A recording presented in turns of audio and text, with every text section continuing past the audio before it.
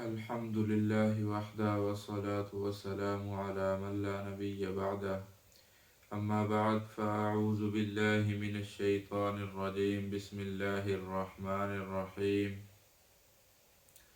ألهاكم التكاثر حتى زرتم المقابر كلا سوف تعلمون ثم كلا سوف تعلمون كلا لو تعلمون علم اليقين لترون الجحيم ثم لترونها عين اليقين ثم لتسألن يومئذ عن النعيم صدق اللہ العظیم۔ تو میں نے آج جو صورت مبارکہ تلاوت کی ہے اس کا نام سورۃ التکاثر ہے، جو کہ مکہ معظمہ میں نازل ہوئی اور اس کی 8 آیات ہیں۔ تو اس میں اللہ رب العزت نے مال جمع کرنے کا تذکرہ بیان کیا ہے اس میں، چونکہ آج کل ہر انسان مال و دولت کے پیچھے ہے کہ صرف میرے پاس مال آ جائے، بس اسے خرچ نہ کرنا پڑے، بس جمع پڑا رہے۔ تو تکاثر جو ہے اس کے معنی ہی یہ ہیں کہ ایک دوسرے کے ساتھ مقابلہ کرتے ہوئے مال کی کثرت کو جمع کرنا، کہ میرے پاس سب سے زیادہ مال آ جائے، کسی کے پاس اتنا نہ ہو، اور جب مال آ جائے پھر اس پر فخر کرنا کہ میں سب سے مالدار ہوں۔ تو اسی چیز کو اس صورت میں بیان کیا گیا ہے۔ الہاکم التکاثر، تم کو مال کی کثرت نے غافل کر دیا۔ اللہ تعالیٰ اور اس کے رسول کے احکامات جو ہیں اس سے تمہیں ہٹا دیا مال کی کثرت نے۔ آج کل دیکھیں عرب لوگ جو ہیں اونچی اونچی عمارتیں بنانے میں لگے ہوئے ہیں، ایک دوسرے پر فخر کرتے ہیں کہ ہم سب سے زیادہ مالدار ہیں۔ حالانکہ قیامت کی نشانیوں میں سے بتایا گیا ہے کہ چرواہے جو ہے یہ بلند بلند عمارتیں بنائیں گے اور ایک دوسرے پر فخر کریں گے، ان عمارتوں کے ذریعے ایک دوسرے پر فخر کریں گے۔ تو آج دیکھ لیں سارا عرب یہ چرواہوں کا تھا، تو انہوں نے بلند بلند عمارتیں بنانا شروع کر دیں اور ایک دوسرے پر فخر کرتے ہیں کہ ہمارے پاس سب سے زیادہ مال ہے۔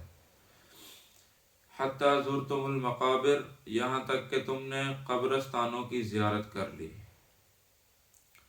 یعنی تم نے دیکھ لیا خود جا کر کہ ہم سے پہلے کتنے لوگ چلے گئے، کسی نے مال جمع کر کے اپنے پاس نہیں رکھا، اپنے ساتھ قبر میں نہیں لے گئے، بلکہ خالی ہاتھ اس دنیا میں آئے ہیں اور خالی ہاتھ ہی اس دنیا سے گئے ہیں وہ۔ اور اس کا ایک مطلب یہ بھی ہے کہ یہاں تک کہ تم کو موت آ جائے، یہاں تک کہ جب تم کو موت آ گئی تو اس وقت تمہیں پتہ چلے گا کہ یہ مال کسی کام نہیں آئے گا۔ کلا سوف تعلمون، ہرگز نہیں تم ان قریب جان لو گے۔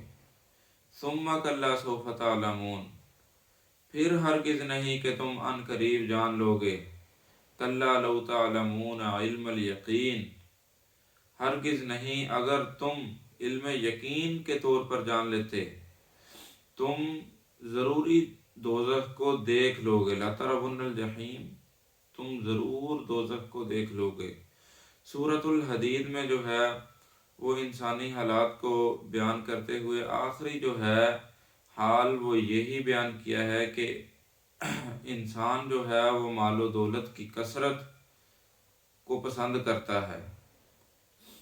اس لیے یہاں پر سورہ حدید میں یوں بھی بیان فرمایا، اعلموا انما الحیاۃ الدنیا لعب ولہو وزینۃ وتفاخر بینکم وتکاثر فی الاموال والاولاد، کہ جان لو کہ دنیا والی زندگی لعب اور لہو ہے، یعنی کھیل تماشے کے سوا کچھ بھی نہیں، اور سجاوٹ ہے، اور ایک دوسرے کے مقابلے میں فخر کرنا ہے، اور اموال و اولاد میں آپس میں اپنے آپ کو دوسرے سے بڑھ کر بتانا ہے۔ یہ دیکھیں، یہ تیسرا اللہ رب العزت نے یہی بیان کیا، تکاثر فی الاموال والاولاد، کہ انسان چاہتا ہے کہ میرا مال بڑھ جائے اور میری اولاد بڑھ جائے۔ تو یہ حرص جو ہے یہ اس وقت اس کو پتہ چلے گا، لَتَرَوُنَّ الْجَحِيمَ، کہ جب وہ دوزخ کو دیکھ لے گا اپنے سامنے، کَلَّا لَوْ تَعْلَمُونَ عِلْمَ الْيَقِينِ، کہ اسے علم یقین ہو جائے گا۔ اب دوزخ کو وہ سامنے دیکھ رہا ہے قیامت کے دن، تو اسے علم یقین ہو جائے گا۔ تب تک علم یقین نہیں ہوتا جب کسی چیز کو بندہ خود اپنی آنکھوں سے دیکھ نہ لے۔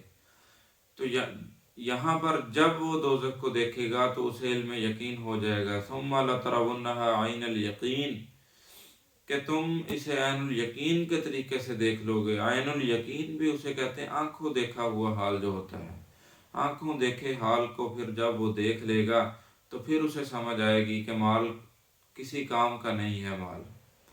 ثم لتسألن یومئذ عن النعیم، پھر اس دن تم سے نعمتوں کے بارے میں ضروری سوال کیا جائے گا۔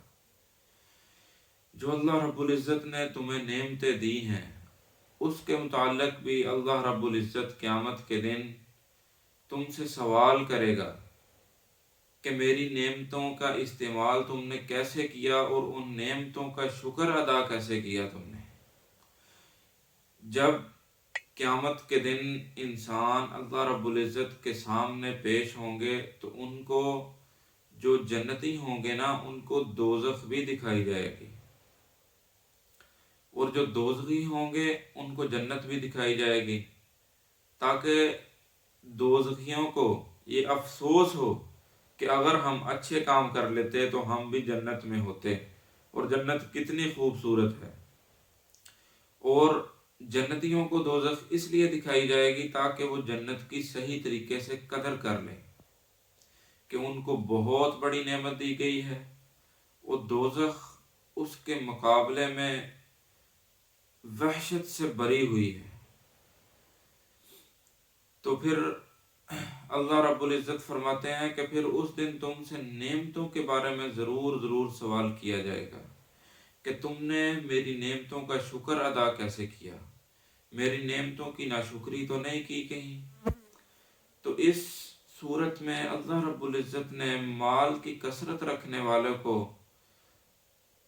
جھنجھوڑا ہے کہ مال کی کثرت نے تمہیں اللہ اور اس کے رسول کے راستے سے ہٹا دیا، حتیٰ زرتم المقابر، یہاں تک کہ تم نے قبرستانوں کی زیارت کر لی۔